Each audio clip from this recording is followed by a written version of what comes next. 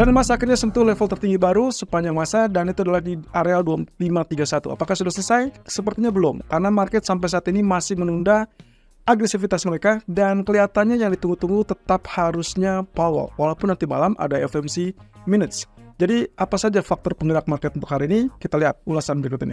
Oke, jadi saya ulas kembali teman-teman. Bahwasanya yang terjadi saat ini adalah market melihat ada harga minyak yang mulai penurunan, dan itu harusnya cukup bagus untuk harapan inflasi ke depan. Artinya secara global ini akan memicu kepada inflasi yang relatif lebih rendah. Dan tentunya itu juga akan memicu atau bahkan mendukung untuk kaitannya pemangkasan suku bunga lebih lanjut dari bank sentral global. Nah, sayangnya inflasi zona Eropa kemarin saya lihat angkanya 2,6%. Angkanya lebih tinggi daripada sebelumnya 2,5%, memang sedikit lebih tinggi, tapi yang jelas ini mengarah kepada 2,0%. Artinya mencapai atau mendekati target yang diinginkan oleh bank sentral, dalam hal ini adalah ECB. Nah, sayangnya hal tersebut justru tidak memberikan indikasi untuk mendesak ECB di kemudian hari atau di pertemuan berikutnya akan memangkas suku bunga. Nah, hanya saja kalau teman-teman perhatikan perkembangan selanjutnya adalah Euro juga mulai penguatan gara-gara US dollar terus melemah. Dan ini juga yang dimanfaatkan dengan sangat baik itu oleh pasar saham, indeks saham, dan juga oleh emas tentunya. Nah, kenapa? Karena balik lagi, faktor harga minyak yang mulai penurunan, ada harapan untuk masalah pemangkasan suku bunga semakin cepat, dan itu dikarenakan ya ekspektasi inflasinya menjadi akan lebih murah ataupun lebih mudah untuk mulai penurunan. Nah, dalam hal ini berarti kita masih lihat dalam skema ataupun sentimen yang sama. Satu sisi ada pernyataan dari Michelle Bowman, salah satu gubernur Fed yang saat ini juga punya hak untuk Fed ataupun voting ya di pertemuan FOMC. Menurut Bowman, walaupun dilihat dari cara ataupun dari agenda angka inflasi yang kecenderungannya setiap atau 3 bulan terakhir kecenderungan turun, tapi dia tidak melihat hal tersebut harus direspon segera. Artinya di sini Bowman masih melihat angkanya masih terlalu jauh dari angka 2%, sehingga dia menganggap bahwa Fed masih tetap harus hati-hati. Sehingga saran dia, ya mau tidak mau yang harus dipastikan adalah inflasi tersebut betul-betul turun dan berkelanjutan. Dan tentunya saya sih berpikir bahwa Bowman agak kurang lebih idealis ya. Angkanya harus spesifik, mendekati atau tidak sama sekali. Nah, dalam hal ini, Bowman melihat tingkat pengangguran yang meningkat, tapi catatannya adalah secara historical angka tersebut tidak terlalu tinggi.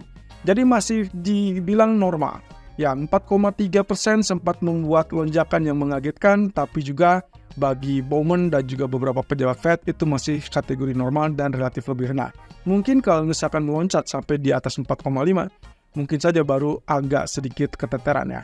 Tapi yang jelas di sini Bowman kembali menekankan bahwa perlunya sikap berhati-hati dalam menuntaskan atau menurunkan suku bunganya. Nah, sementara terkait dengan inflasi, walaupun dengan data terbaru memang terlihat turun sampai 2,9% yang terbaru, tapi menurut Bowman masih ada risiko yang kemungkinan akan memicu inflasi tersebut kembali naik. Dan salah satu yang paling disorot oleh pejabat Fed seluruhnya adalah terkait dengan ancaman geopolitik yang kemungkinan masih diliputi ketidakpastian. Jadi sangat wajar saya rasa Bowman masih mempertahankan sisi hawkish-nya. Tapi kita akan lihat ke depan, apakah dia akan tiba-tiba melihat konsekuensi dari penurunan inflasi, kemudian melonjaknya tingkat pengangguran, barulah dia akan bergegas untuk mendukung pemangkasan. Saya rasa itu akan kita lihat dalam data non-farm payroll minggu depan dan juga data CPI 2 minggu ke depan.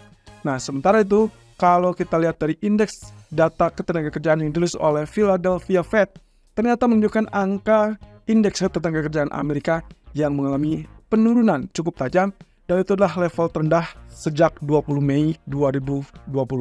Jadi kalau misalkan kita lihat di sini teman-teman, angkanya memang kalau dilihat angka indeks utamanya naik ke level positif dari minus 10 menjadi 8,3. Hanya saja indeks ketenagakerjaan Amerika ini cenderung turun sehingga akhirnya memicu kepada pertanyaan, apakah nantinya ini menunjukkan akan adanya lonjakan tingkat pengangguran apa tidak. Artinya yang ditunjukkan dalam beberapa bulan terakhir kaitannya dengan entah itu laporan pekerjaan seperti non-farm payroll atau tingkat penganggurannya dipertanyakan oleh pasar apakah memang solid atau tidak. Nah, otomatis ini juga yang akan menjadi bekal untuk kita kemudian. Kalau misalkan sampai katakanlah di minggu depan kita melihat data tingkat pengangguran atau klaim pengangguran mingguan yang relatif melonjak kembali, maka hampir bisa dipastikan non-farm payroll ataupun bahkan tingkat pengangguran unemployment rate bisa saja kembali melemah.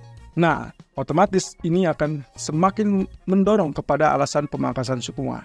Sementara itu, nanti malam kita akan lihat notulen rapat dari FOMC 30-31 Juli kemarin. Tapi saya pesankan lagi teman-teman, saya ingatkan bahwa ini bukan keputusan suku bunga, melainkan notulen. Notulen artinya ya kesimpulan dari apa yang sudah disimpulkan atau yang didapatkan dalam keputusan FOMC kemarin.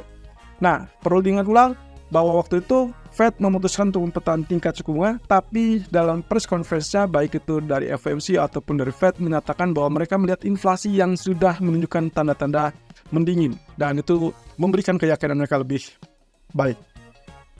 Oleh sebab itu, Powell juga mengindikasikan bisa saja melakukan penurunan suku bunga kalau memang inflasinya terus turun. Dan kemarin kita sudah sempat dapatkan CPI itu di 2,9 dari 3,1%. Artinya akan ada kesempatan dan peluang yang sangat nyata terkait dengan pemangkasan suku bunga tersebut. Satu-satunya potensi resiko yang bisa terjadi adalah kalau ternyata di dalam pernyataan notulen tersebut disisipkan kalimat tidak akan terjadi ataupun tidak mungkin terjadi pemangkasan bulan September. Maka kalau itu yang terjadi, kemungkinan kita akan lihat dolar mengalami penguatan, emas terkoreksi turun, walaupun ujung-ujungnya market masih tetap menantikan Powell di hari Jumat. Ya, meskipun nantinya besok kita akan dapatkan data jobless claim dan juga terkait dengan PMI service ataupun PMI manufacturer, saya rasa figur utamanya akan tetap tertuju kepada Powell. Sejelas apa dia akan mendukung penurunan suku bunga. Kemudian dari Jepang, teman-teman, kabar terbaru terkait dengan rencana pensiunnya Perdana Menteri Kishida, dan sekarang mereka sedang mencoba untuk mencari kandidat pengganti. Salah satu kandidat dari calon Perdana Menteri Jepang ini mendukung ternyata apa yang dilakukan oleh BOJ dengan menaikkan suku bunga. Nah, ini kabar bagus atau kabar jelek?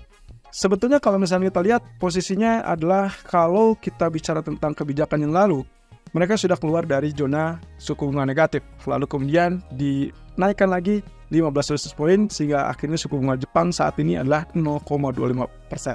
Nah, menurut Katsunobu Kato, calon kandidat dari Perdana Menteri Jepang, harusnya memang BOJ segera melakukan kenaikan kembali dan dia mendukung apa yang dilakukan tersebut karena menurut dia saat ini dunia sedang berada dalam kondisi di mana suku bunga itu harusnya relatif volatile, artinya dibiarkan ke mekanisme pasar dan juga tingkat harga atau inflasi yang harusnya terus bergerak. Sehingga dalam hal ini tercatat bahwa kalau misalkan nantinya dalam sisa 6 bulan ke depan ternyata BOJ melakukan kenaikan suku bunga, sebetulnya itu adalah hal yang cukup wajar.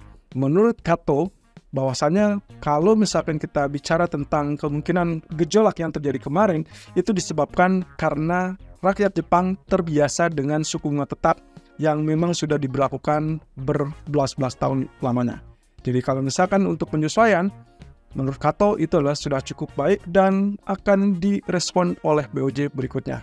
Nah, perkiraan kami, kemungkinan BOJ akan melakukan kenaikan kembali kalau situasinya sudah memungkinkan. Dan untuk saat ini, semua figur tertuju kepada Federal Reserve. Apakah dia akan turunkan suku bunga atau tidak? So, kalau iya, berarti yang akan terjadi adalah adjustment dari semua sisi, baik itu dari sisi domestik Jepang ataupun adjustment dari sisi eksternalnya dari Amerika.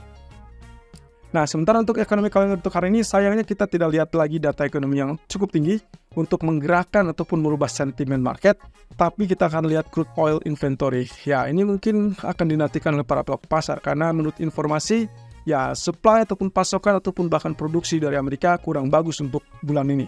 Nah, tapi kalau kita lihat dari pergerakan harga yang sudah sampai ke level $72, saya rasa kita akan dapatkan pembalikan segera. At least kalau misalkan dia sudah mendekati level $70 ya, atau bahkan sedikit lebih rendah. Nah, tapi yang jelas mereka masih tetap diharapkan menunjukkan area penurunan. Kenapa? Seperti tadi kita jelaskan bahwa inflasi akan juga dipicu oleh kenaikan harga bahan bakar.